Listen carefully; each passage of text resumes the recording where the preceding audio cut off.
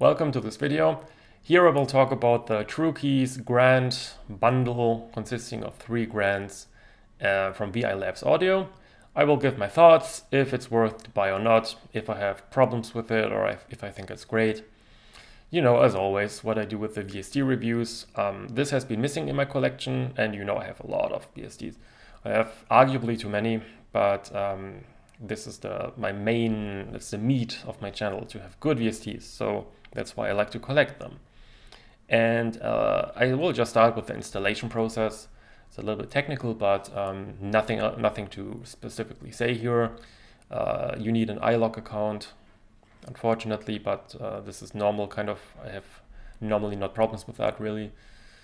So you just activate it on your device, download it, and the download size is, I think, 5, 6, 7 gigabytes for all of them, which is really not that much compared to like a VSL, which has 300 gigabytes, Bösendorfer, which is nice because you need to have it on your SSD. You should have it on the SSD always.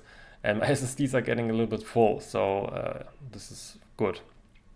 It didn't completely kill my space.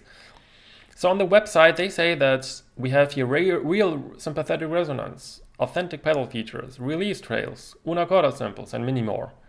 And when I read this, I don't care, to be honest, because I only sit down and I play, and if I find the sound to be where I feel at home, then it's a good piano. Otherwise not. It's really easy. But when it's a good piano and then I read this, I'm like, oh yeah, nice implementation. Okay, nice una corda samples, indeed. So let's see if it is a good instrument. That's really what counts. This retails for $350 for all 3 of them, but you can get it much cheaper if you wait a bit. There are offers and so on. But if you think this is great, then you can buy it now or later or with an offer or whatever. But I can spoiler that I think they're good instruments. I think they always have good instruments, VI Labs Audio. I will talk about that in more detail later, why I think this is true. Okay, so the 3 instruments we have here are American, Italian, and German. American is the Steinway D. Okay. Italian is a Fasioli F308, which is really nice. It's over 10 feet long grant, which not many people sample for some reason. I don't know why not many people sample Fasioli, but if you look on threads, many people just shout for that. They want more Fasioli. So it's nice to have it here at least. And the German is the Bechstein, and this is another great decision. So they really put thought into the choice. They didn't say Steinway, CFX, and what do people else choose? Okay, maybe the third one is a little bit something special. But here they really go for Fasioli, and then Bechstein, which is a semi-concert grant. So it's a 7.5 foot long. And the sound will be a little bit more confined, and they advertise that as having more soft lyrical playing. So I will play probably some Chopin Nocturnes or something later on that. And then we can see if this is true. So the GUI, the graphics user interface, is the last global thing I want to talk about. And then locally, I want to talk about each instrument. So you start up this picture here of the instrument, and then you click on settings, and then you get to the settings window, which I think has the proper amount of information. It's not like something very, very important is missing right from the beginning, or that there is overcrowded. And it's this window. Now that I think about it, it's with this window, so that's nice. And yeah, so if I look a little bit more closely, the picture quality is not the absolutely highest. I think it's also a picture, it's not a vector, so you cannot scale it, but it's completely readable, and the color scheme is nice. It's very elegant. It's golden and black. I like it, and blue. Actually, it looks really nice, I think. You start that up and you feel like, yeah, you want to use that. You know, it's not like just black and white and whatever. So we have release control, release volume. So this is for those release trails. And normally I try to leave everything as it is from default, because if it sounds bad in the default, it will probably not sound much better if you change a million things. I'm sorry, but that's my experience. So in default, the true pedal action is on, the repedaling is on. All nice things are on, because if you make something and you sell it, you want people to be instantly happy and not like, ooh, I have to change a million things. Anyways, pedal noise can reduce. I don't like noises that much anymore. Key noise is off completely. I don't know, we can enable it a little bit. Resonance volume, okay, tone. This is the reverb. This is probably one of the most important knobs if you want to get a good sound. If you start this up, it's off, and you cannot actually open the window here, which is a little bit, you have to get used to that. But if you drag this up, then you can choose it. And you have here some convolution reverbs, and they're great. I think the reverbs and the VI Labs audio things are very well implemented, and I love to use every one of them.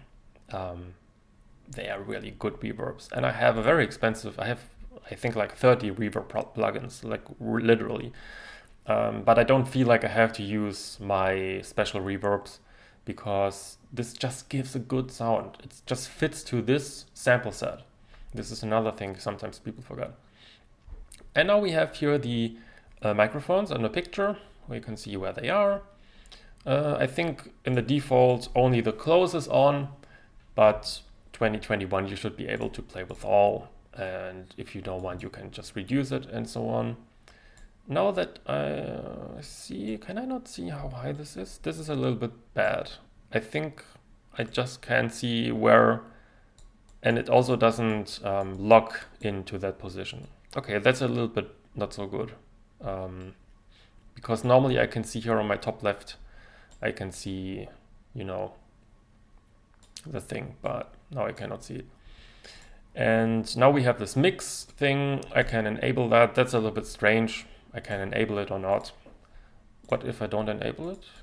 I don't get any sound. Okay, I should enable mix to get a sound.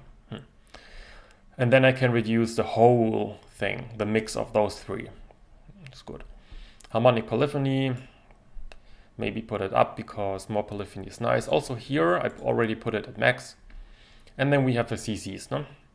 Una quarter half pedal I enabled. And then the CC, I normally use only the right pedal 64, left pedal 67 for una quarter. And then the rest I just leave it as it is. And that's basically all for the GUI. So we have effects. It's very functional. It's like a rack and so on, but I would leave it as it is. This is, I think, the actual reverb here. And yeah, I would leave it.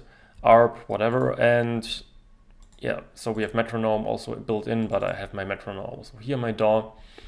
And that's all I think I want to say about the GUI. So stay tuned to listen to some examples I will play now. So now to part 2 of this review, where I will actually play some pieces, and I will start with the Steinway D, the American. I have here a slow waltz by Vladimirov.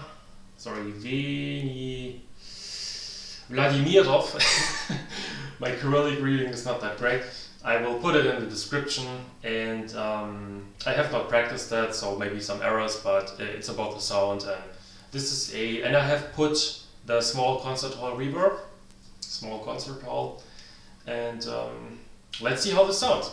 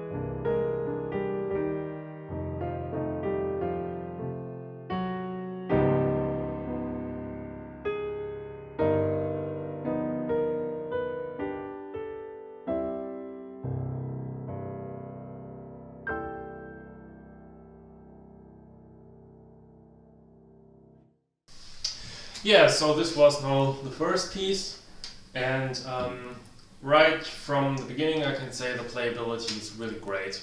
The playability is probably the best I have in my collection, next maybe to Piano because of the way Piano works. But there is an incredible immediacy in the sound output in my headphones. It's this whole thing is very dependent on what you use. I have Kawai E280X here, and what DAC do you use? What converter? What latency and so on. It's depending on so many factors. But with and this is also true for the Ravenscroft and the Modern U, I noticed that there is really a immediacy in the sound output. It feels like to sit at the actual instrument. And to be honest, and I think it has to do with the attack of the samples. It has to do with the way they program the attack of the samples, but I'm not sure. I'm not a programmer. But what I know is they have pretty good programmers. And if you have incredibly great samples, it doesn't really help you if it does not feel like there is this immediacy and direct response, which you get here. I can also say that the sample quality is not the highest. I think it's good, and I would maybe say it's in the middle between good and very good. I think I would say that. What of course helps a lot is the immediacy of the output, as I said, because it helps so much to dive into the instrument that I don't really care, oh wow, it's a little bit too mellow, it's a little bit too not three-dimensional, it's a little bit too flat. This does not really bother me that much. What bothers me really more is if I have a great sound, I know the sound is great, but if I feel, if notes pop out, if I play a trill and notes don't come because the sample mapping is strange, the velocity mapping, it's so difficult. It's really, really difficult to make something like that. But what they did is a very convincing end result, I think. Because when I tried this the first time, I played something I immediately noticed, yes, I have the same feeling I had when I played Ravenscroft or Modern U. Ravenscroft has even a better sound quality, I would say, a little bit. But Ravenscroft is a different price area too, so there is that. And it's much bigger and whatever, of course. But yeah, you can listen to that, and what do you think of the sound? You can ask yourself, do you like it? I like the sound, and I would use this instrument for my recordings, only because I have much more control than with some other instruments I have, because if the playability is not great, your whole playing will be not great, because you don't feel it. And then what's the point? You can just use an instrument with, like Piano. You can use it if you feel very comfortable playing it, even if the sound is maybe not the best for some. Some think it's the best. I don't think it's the best, to be honest, but the playability is great, so it makes fun to play, Good, so this is now to the American. And of course, the playability aspect, I can say right now, it will be the same for the other ones too, so I don't have to repeat myself 3 times. The playability is super great with all of them. And but the sound is completely different. So now let's check out the Italian.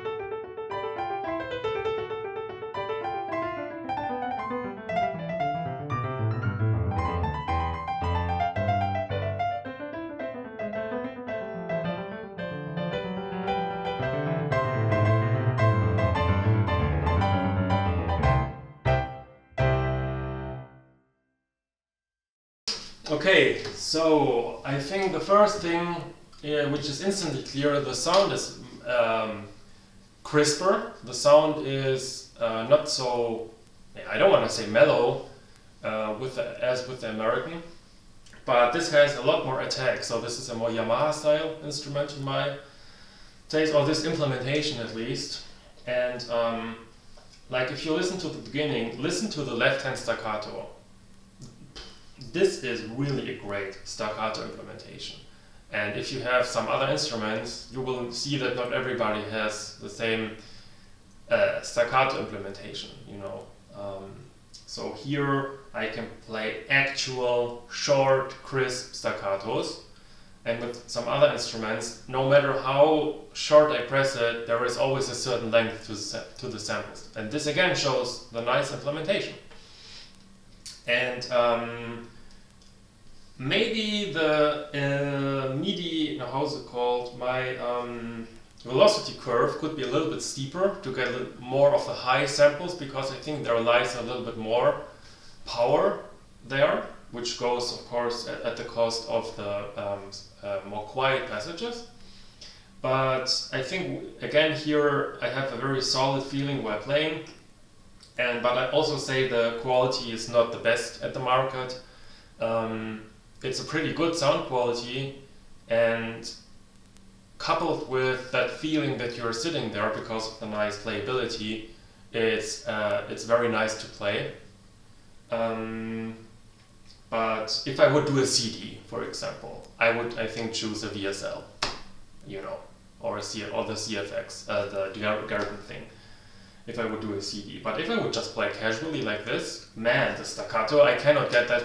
I cannot get that from a Garden or a VSL, to be honest. I just cannot get it. But here I can get it. So this is something here. So since this is 10 foot long, so 10 feet or 10 foot? 10 feet probably, I don't know, sorry. But anyways, I want to test some of the low register, so let's have some listen there. Oh, that's good.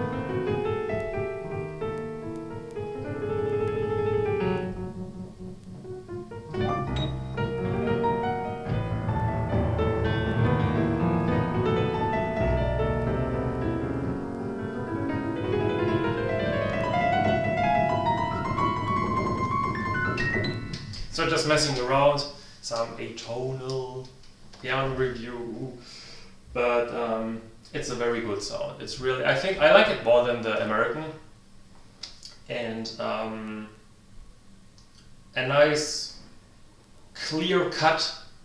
This would be, would sit in a mix really good, I think, because it has that attack and that crispness to the sound. You can EQ everything, compress everything. But here, just the sound itself gives me the feeling that it has really a dominance. And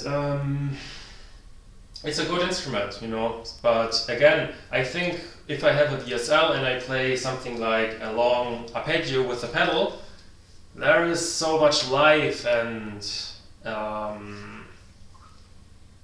facets to it, you know. It's like a spider web or a complicated three-dimensional thing. And here it's more flat. Although they have the sympathetic resonance, it sounds nice, there is something going on, but it's not at this, I mean, the VS. We are talking about 300 gigabytes and 2 gigabytes, of course. I have to just say it. It's a different price, completely different size. You know, we have to keep the relations. But for what it wants to do, for the size it has, I think it's really good. That would be my review for that. And now let's go to the supposedly lyrical sounding and gentle German, right? Bachelor is missing. My brain already forgetting what I'm doing.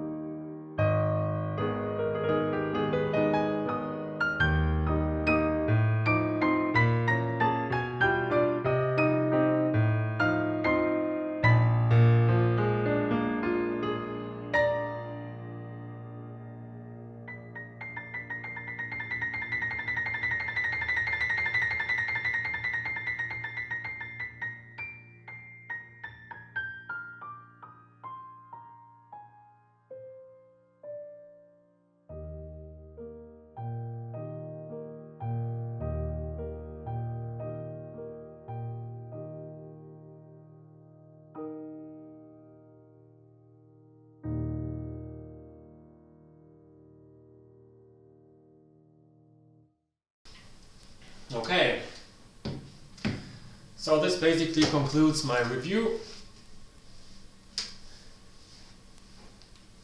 I think this piece really fits for this instrument, and you can really hear those lyrical qualities in the beginning, especially. It's just a very cohesive thing to play this piece with that instrument, and it just makes a lot of fun actually. And here again, when it gets louder, it's confined, and I think it could have a little bit more life to it. So I think I would EQ the highs a bit or something like that, or push the velocity mapping a little bit higher, because it's really very soft. It's quite soft. So if you feel like, oh, why doesn't it get loud, you should crank up the curve. It will be no problem, because it's very you can play it very softly. But I think it was the right curve for this piece, because this piece has a lot of piano passages. It's mostly piano actually, and so I give the same verdict as with the other instruments basically, namely that for that size and that price, it's a very good instrument, and especially with great playability, it's a joy to play, because I could now go out in the snow and do something, or I could just do whatever, just enjoy something else. But if I play piano, I want to also have fun playing piano. So the playability aspect, when I play something, because it is, it's your thought process. While playing, in your brain, you think about what you want to do with the music. How do you want to make it sound? Like this trill. Do I always want to play it like I played it my whole life? Or do I want to maybe just make a why not? It's fun. It's just fun to do things differently. I don't care if it's not the right way to trill. And if the instrument gives me the confidence to express myself as I just want to do it, and other instruments are like, I would want to do that, but I know that, I cannot pull it off. I cannot do the quick repetitions here, nothing will come out. But with this instrument, I can express myself much better, even though the sound is not in the highest league. So this is basically, I think, what sums that up. The sound is in the highest league for the Modern U if we talk about upright pianos. Absolutely. So that's why I love the Modern U, because it has all those playability aspects, but it also has a really great sound. Very high quality, very modern sounding. The Ravenscroft has a very good sound too. The playability, again, also very nice. But also there, and that's what you read on the internet. Many people say it's a little bit too flat, it's a little bit too clean, a little bit too sterile. So I think they could improve with having a little bit more life in the sound, a little bit more edginess, maybe a little bit kind of slight detuning or something, so that a little bit's going on, it shouldn't be too mathematical. It should, like the Vienna Imperial, which had the famous F sharp or something, which was just really out of tune. But every time I play the instrument, when I get to that note, I feel like I'm playing a real instrument, because it's just so out of tune. And if you go in the practice room, I went to practice rooms so often, you have so bad instruments, sometimes they are completely out of tune. So I felt like I'm in the practice room now with that instrument. So that would be a constructive feedback. But especially if you have not many instruments, and if you wait for an offer because maybe you're a student, and then if you get all three of them, look it up in the internet what price you can get. It's really good. It's a really good price, honestly, for 3 instruments, which are so different. It's a very good deal, I think. Retail, I am not sure, to be honest. You have to decide it yourself. But it sounds a little bit dated, because the sound quality is not at the completely highest. It's very good, but it's not at the Garrett CFX. It's simply not, in my opinion. It's not at the VSL level. It's not. it's not at the Ravenscroft level from their own house, but it's better than, okay, I don't want to do this kind of, comparing around, but it's better than a lot of things. It's better than a lot of things, believe me. So yeah, that is my review. I hope it was a little bit fun. You enjoyed the pieces, and see you next time.